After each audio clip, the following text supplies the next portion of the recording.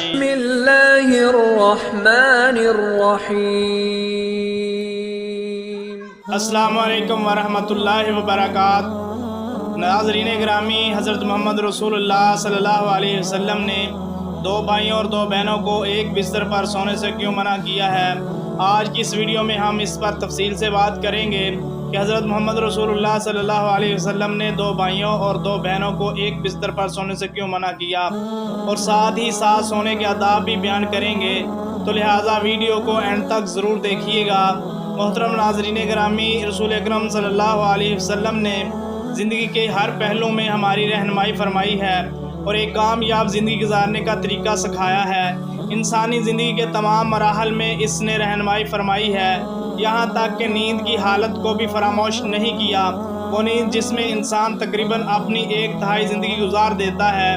اسلام نے اس کے بہت سے آداب اور سنتیں ذکر فرمائی ہیں، جو شخص ان پر عمل کرے گا اسے سکون و اطمینان کی نیند نصیب ہوگی، پریشانی، بے چینی اور بے خوابی سے نجات ملے گی۔ سونے کے آداب میں سے ایک ادب یہ ہے کہ جلد سے جلد سوئیں اور بغیر ضرورت کے جاگنے سے پرہیز کریں۔ حضور اکرم صلی اللہ علیہ وسلم کے صحابی حضرت ابو برزہ سلمہ رضی اللہ تعالیٰ عنہ سے روایت ہے کہ رسول اللہ صلی اللہ علیہ وسلم عشاء سے قبل سونے کو اور عشاء کے بعد گفتگو کرنے کو ناپسند کرتے تھے، بخاری و مسلم۔ سونے کے دوسرا ادب یہ ہے کہ انسان دائیں کروٹ پر سوئے، کیونکہ نبی کریم صلی اللہ علیہ وسلم دائیں کروٹ پر سویا کرتے تھے اور اس کا حکم بھی ارشاد فرمایا ہے۔ حضرت براء بن عازب رضی اللہ تعالیٰ عنہ فرماتے ہیں کہ نبی کریم صلی اللہ علیہ وسلم دائیں کروٹ پر لیٹا کرتے تھے، اور حضرت براء بن عازب رضی اللہ تعالیٰ عنہ کو نبی کریم صلی اللہ علیہ وسلم نے دائیں کروٹ پر ہی لیٹنے کا حکم دیا۔ دائیں کروٹ پر لیٹنا ہی افضل ہے، خواہ قبلہ کی طرف منہ ہو جائے یا پیٹھ یا قبلہ دائیں ہو یا بائیں، دائیں کروٹ پر ہی لیٹا جانا چاہیے، کیونکہ اس کا نبی کریم صلی اللہ علیہ وسلم نے حکم اور ارشاد فرمایا ہے۔ تیسرا ادب یہ ہے کہ انسان لیٹتے وقت دائیں ہاتھ کو دائیں رخسار کے نیچے رکھے۔ حضرت ابو ہریرہ رضی اللہ تعالیٰ عنہ سے روایت کرتے ہیں، انہوں نے بیان کیا کہ حضور اکرم صلی اللہ علیہ وسلم نے فرمایا کہ جب تم میں سے کوئی شخص اپنے بستر پر جائے تو اپنا بستر جھاڑے، اس لیے کہ وہ نہیں جانتا ہے کہ کیا چیز اس کے پیچھے اس میں داخل ہو گئی ہے۔ سونے سے پہلے ہاتھ اور منہ میں گوشت یا چربی وغیرہ کا اثر یا مہک ہو تو اس کو دھو لینا چاہیے۔ رسول اکرم صلی اللہ علیہ وسلم نے فرمایا، جس کے ہاتھ میں گوشت یا چربی کی یا مہک یا اس کا اثر موجود ہو اور اسے دھوئے بغیر سو گیا، پھر اسے کوئی مصیبت پہنچی تو وہ اپنے آپ کو ملامت کرے۔ سنن ترمذی۔ سونے سے قبل کھانے پینے کے برتنوں کو ڈھانپنا چاہیے۔ سونے سے قبل کھانے پینے کے برتنوں کو بسم اللہ کہہ کر ڈھانک دیں۔ اگر کوئی چیز نہ ملے تو کم سے کم ایک لکڑی ہی صحیح بسم اللہ کہہ کر ان پر رکھ دیں، اس لیے کہ شیطان بند دروازوں کو اور ڈھکے ہوئے برتنوں کو نہیں کھولتا۔ مسلم۔ سونے سے پہلے آگ اور چراغ بجھا دیں۔ حضرت جابر بن عبداللہ رضی اللہ تعالیٰ عنہ سے روایت ہے کہ رسول اکرم صلی اللہ علیہ وسلم نے فرمایا، رات میں جب تم سونے جاؤ تو چراغ بجھا دو اور دروازے بند کر دو، بخاری و مسلم۔ حضرت عبداللہ بن عمر رضی اللہ تعالیٰ عنہ کہتے ہیں کہ نبی کریم صلی اللہ علیہ وسلم نے فرمایا، سوتے وقت اپنے گھروں میں آگ کو جلتے ہوئے نہ چھوڑو، بخاری و مسلم۔ ایک اور روایت میں ہے کہ چراغ بجھا دو، کیونکہ بعض اوقات چوہا چراغ کی بتی کو بھڑکا کر گھر والوں کو جلا ڈالتا ہے، بخاری۔ ایسی چھت پر سونا منع ہے جس کے اطراف کوئی آڑ نہ ہو جو گرنے پڑنے سے روک نہ سکے۔ رسول اللہ صلی اللہ علیہ وسلم نے فرمایا، جو شخص ایسی چھت پر سوئے جس کے اطراف کوئی آڑ کھمبی نہ ہو اور وہ اوپر سے گر کر مر جائے یا اسے کوئی نقصان پہنچے تو وہ اللہ کی ذمہ داری سے بری ہے۔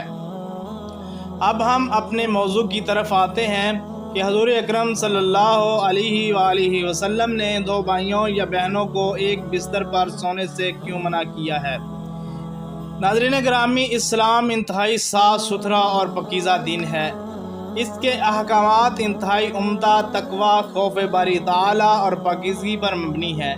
اسلام جہاں ظاہری گندگی سے بچنے کی تلقین کرتا ہے، اس کے ساتھ ساتھ ایسے انتظامات مسلم معاشرے کو دیتا ہے جس سے ہر فرد کی روحانی تربیت بھی ہوتی ہے۔ اسلام نے والدین کے لیے جہاں انہیں خود گناہ کے کاموں سے بچنے کی تلقین کی ہے، وہاں پر ان کے بچوں کے لیے بھی احکامات صادر فرمائے ہیں۔ حضرت عبداللہ بن عمر رضی اللہ تعالی عنہ بیان کرتے ہیں کہ نبی اکرم صلی اللہ علیہ وسلم نے ارشاد فرمایا، جب تمہارے بچے 7 سال کے ہو جائیں تو انہیں نماز پڑھنے کا حکم دیں، اور جب 10 سال کے ہو جائیں تو انہیں نماز نہ پڑھنے پر ماریں اور ان کے بستروں کو الگ کر دیں۔ جب 10 سال کے ہو جائیں، علامہ محبوب محمد رحمۃ اللہ علیہ ابو داؤد کی شرح میں لکھتے ہیں کہ بستر جدا جدا کر دو کا مطلب یہ ہے کہ ان کے سونے کی جگہیں الگ الگ بناؤ۔ اس لیے وہ جب 10 سال کو پہنچتے ہیں تو بلوغت کی ادنا حد تک قریب ہو جاتے ہیں، ان کی شہوت زیادہ ہو جاتی ہے اور ان پر فساد و خرابی کا ڈر ہوتا ہے۔ یہ اس بات پر دلالت ہے کہ ولی پر واجب ہے کہ وہ بچوں کے درمیان سونے کی جگہوں میں تفریق ڈال دے، اگرچہ وہ بھائی ہی کیوں نہ ہوں یا وہ 10 سال کی عمر کو پہنچ جائیں۔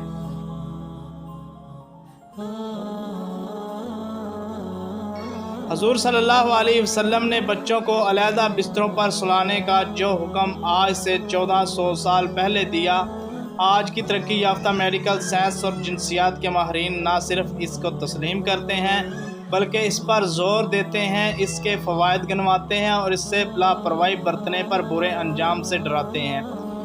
کتاب اپنے بچوں کو جنسیات سے آگاہ رکھو، جس کو انجمن معائنہ اطفال امریکہ نے تیار کیا ہے۔ ضروری ہے کہ بچوں کو ایک بستر پر نہ سونے دیا جائے، اور بہتر تو یہ ہے کہ انہیں ایک کمرے میں بھی نہ سلایا جائے، کیونکہ جب بچے متواتر ایک بستر پر سوتے ہیں ان کے اندر رگڑ، مشتزنی اور جسمانی ملاو کا مرض رونما ہوتا ہے، اور رفتہ رفتہ یہ بچے جنسی کھیل کھیلنے لگتے ہیں۔ سونے کے کمرے میں ماں باپ کے ساتھ ساتھ بچوں کا سونا بھی کسی صورت حکمت اور دانائی سے خالی نہیں ہے، کیونکہ بچے بظاہر سوئے ہوئے نظر آتے ہیں لیکن حقیقت میں وہ جاگتے ہوتے ہیں۔ 2-3 سال کے بچوں کا بھی عام طور پر یہی حال ہے۔ ایسے بچے اپنے ماں باپ کو جنسی ملاپ کی حالت میں بیدار ہوتے ہی دیکھ کر ڈر جاتے ہیں، اور اکثر ان کا برا حال ہوتا ہے۔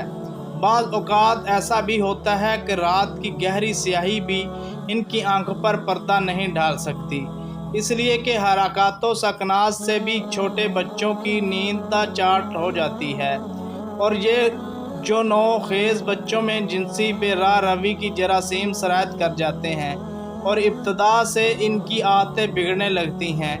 ان عوارض کی کڑیوں کو ہم نہایت آسانی کے ساتھ بستر علیحدہ نہ کرنے کی اس غفلت کے ساتھ جوڑ سکتے ہیں، جس میں بچے ماں باپ کے ساتھ ایک کمرے میں سوتے ہیں اور ان کی حرکتوں سے متاثر ہوتے ہیں، جبکہ شریعت اور عقل کی روح سے اس کی سخت ممانعت وارد ہے۔ اس لیے ماں باپ کو اس سلسلے میں بڑی احتیاط اور سخت پرہیز کی ضرورت ہے۔ علامہ مناوی جامعہ صغیر کی شرح میں فرماتے ہیں، جب تمہاری اولاد 10 برس کی عمر کو پہنچ جائے تو ان کو بستر جہاں وہ سوتے ہیں جدا جدا کر دو، شہوت کی مصیبتوں سے ڈرتے ہوئے، اگرچہ 2 بہنیں ہی کیوں نہ ہوں۔ فتح الباری الجامع الصغیر۔